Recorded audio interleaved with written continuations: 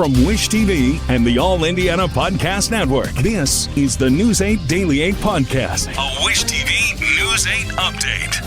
Hi, this is Hannah Mordeau, and this is your News 8 Daily for Thursday, January 9th. We are waking up in the single-digit temperatures this morning. It is extremely cold outside, and it's a Storm Track 8 weather alert day, not because of these cold temperatures today. We're going to have plenty of sunshine. It's not going to be that bad, but because we have more snow returning on Friday.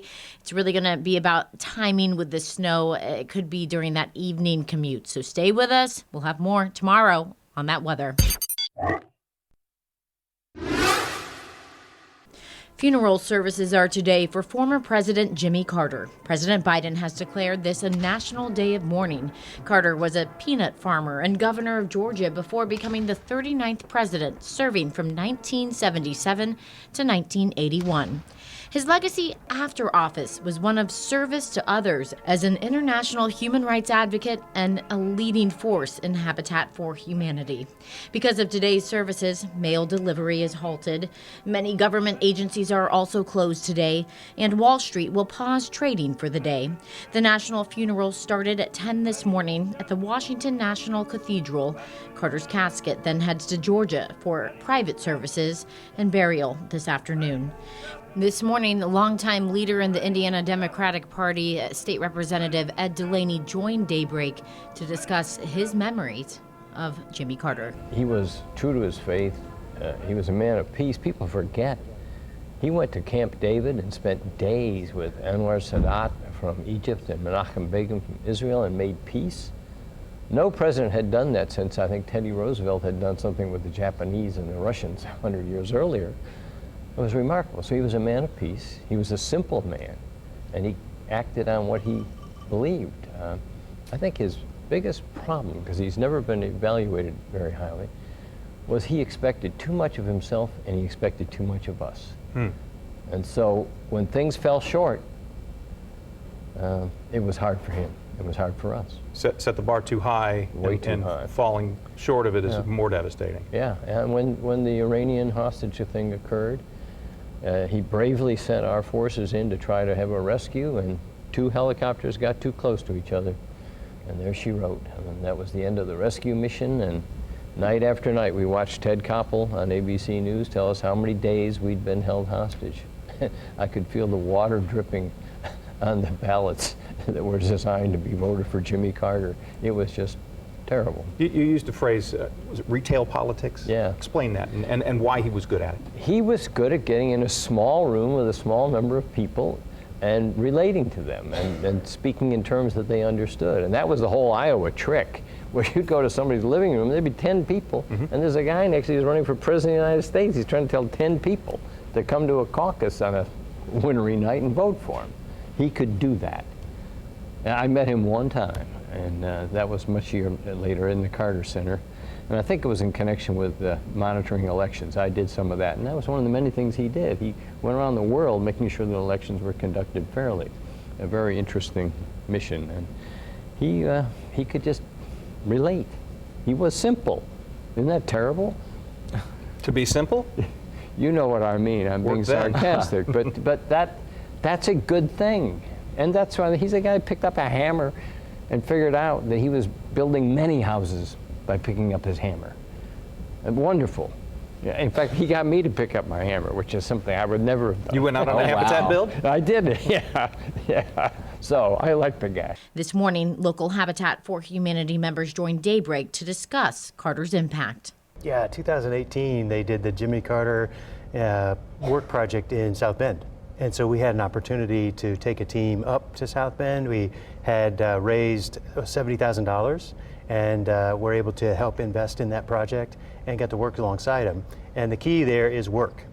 So he was graceful always and would attend to the media as naturally as you would think, but he would say, it's time to get to work. It's true, yeah. So one of the fun things about this Carter Work project is that you get to take a picture with Rosalind and Jimmy. And so they would come around to each house and, we take this picture, and then he turns around to the group of us after greeting the homeowner and says, now get back to work. So really his work ethic was inspiring, not even through Habitat for Humanity, but through all of the projects he was involved in. News 8 will have extensive coverage of Jimmy Carter's funeral throughout the day on Wish TV.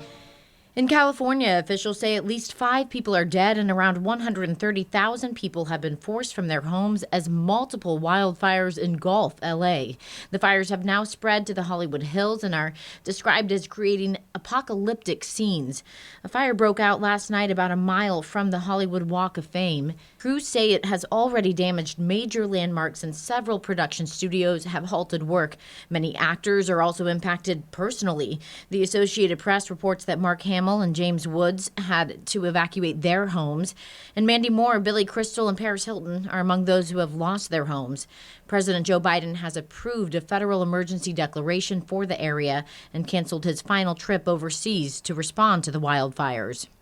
With these frigid temperatures here in Indiana, firefighters are warning you about the safety of alternative heaters. Firefighters say an oil heater sparked a fire that tore through a warehouse and apartment in Indianapolis this week when someone accidentally put oil in with gasoline into that heater. The National Fire Protection Association reports 88% of heating fire deaths are caused by space heaters. The Indianapolis Fire Department says to check cords and make sure they're not frayed to avoid a fire. Make sure you follow the manufacturer's instructions. Make sure you plug the space heater directly into the wall. Keep a 3-foot perimeter of cleared space around the space heater, which means don't put any kind of bedding, furniture, curtains, anything that could catch fire. Experts also recommend having a working smoke alarm and carbon monoxide detector in your home. Wish TV is your education station. A new bill in the new State House session seeks to dissolve the Indianapolis public school system and several others. News 8's Garrett Berquist is digging into the new legislation and political fight already heating up. Battle lines already are forming over the bill. Democrats and traditional public school supporters say they will fight it. The bill would dissolve any public school corporation in which more than half of the students who live within its borders are enrolled in a school that is not operated by that school corporation. Examples include charter schools and private schools. State analysts say right now, 5 school corporations in Indiana fit that description, including Indianapolis Public Schools. We are galvanized as we've ever been galvanized before in regards to 1136. Not only us as House Democrats, but the community of Indianapolis and Gary. If the bill passes as is, all of IPS's schools would be converted to charter schools.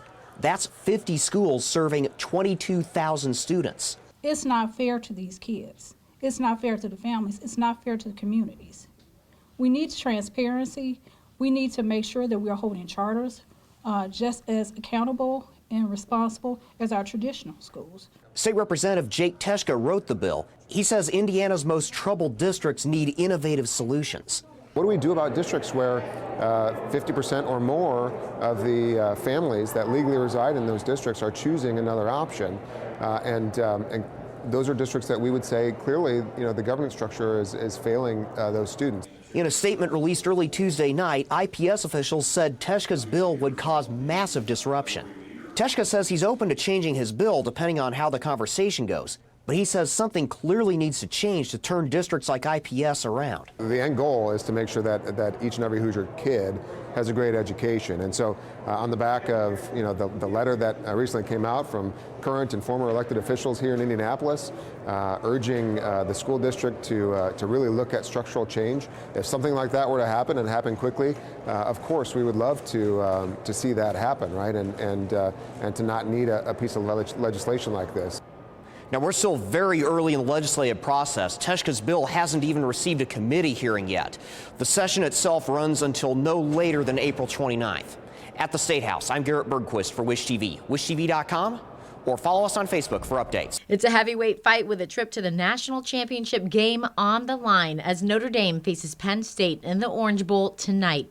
Kickoff is at 7:30. Wish TV is on the road with the Fighting Irish. Andrew Chernoff joins us from South Florida. You cannot beat the fact that Notre Dame is in the Orange Bowl, just one win away from playing for a national championship. That game tonight, the Orange Bowl, kicks off, as you guys mentioned, 7:30 between Notre Dame and Penn State. Two historic programs, and you want to look at the all-time series between these two programs, it cannot get more even than it is. In their previous 19 meetings, they've split 9 wins, 9 losses, and 1 tie. So tonight's result will break that official tie between the Nittany Lions and the Fighting Irish. Of course, the big thing that everyone's going to be focusing on tonight is the ground game for both teams. Both teams very efficient when they run the football, averaging over 200 rushing yards per game. And that is why head coach Marcus Freeman wants to establish the run early. And it's also why James Franklin understands you got to slow down this rushing attack from Notre Dame. Every week you tailor what you're doing to address that. And so this was no different. We understand that they have a really good front. But they got, like I said, a really good secondary and some good linebackers. And so this is a tough defense that we're going to face offensively, but we'll have a plan, and then it's about adjustments. This game is about adjustments, and we got to be ready to make the adjustments necessary. At the end of the day, our focus is still on trying to defend the run. Notre Dame does it in a little bit different way than what Boise State did last week. And this is going to be a 4-quarter football game. And we're going to have to be prepared to compete like that. So stopping the run is priority number 1.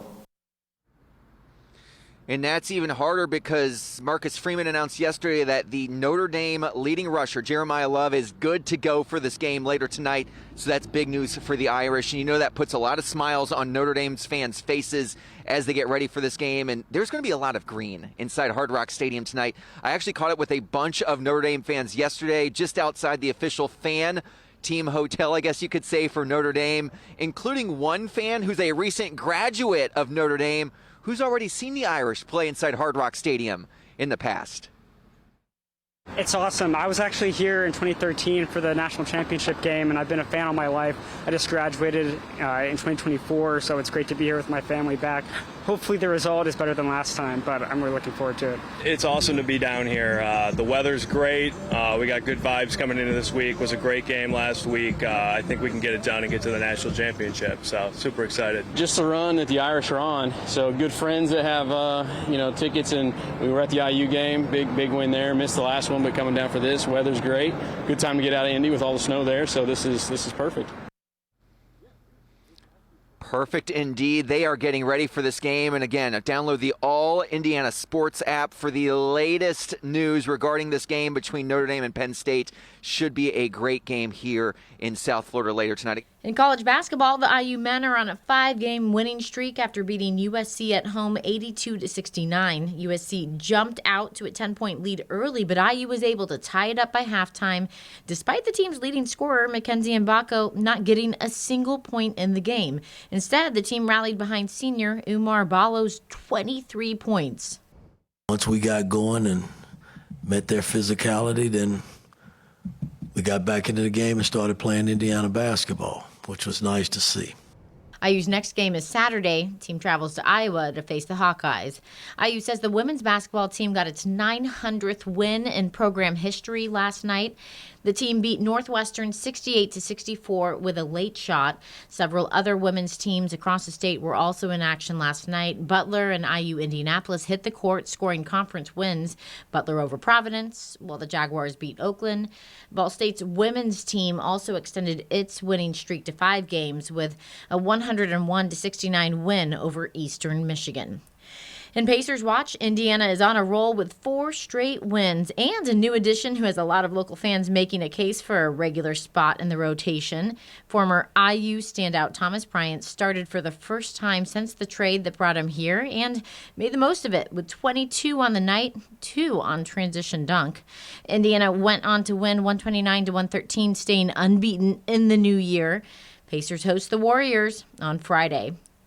This has been your News 8 Daily from Wish TV. I'm Hannah Mordeau. Watch us on wishtv.com and follow us on Facebook for updates. This is the News 8 Daily 8 podcast, a Wish TV News 8 update on demand. For even more, on demand and on the go, Connect with Wish TV on Facebook at wishtv.com and on the free Wish TV mobile app. Thank you for listening, and be sure to like, subscribe, and follow this podcast for updates every weekday morning on the All Indiana Podcast Network and wherever you get your podcast.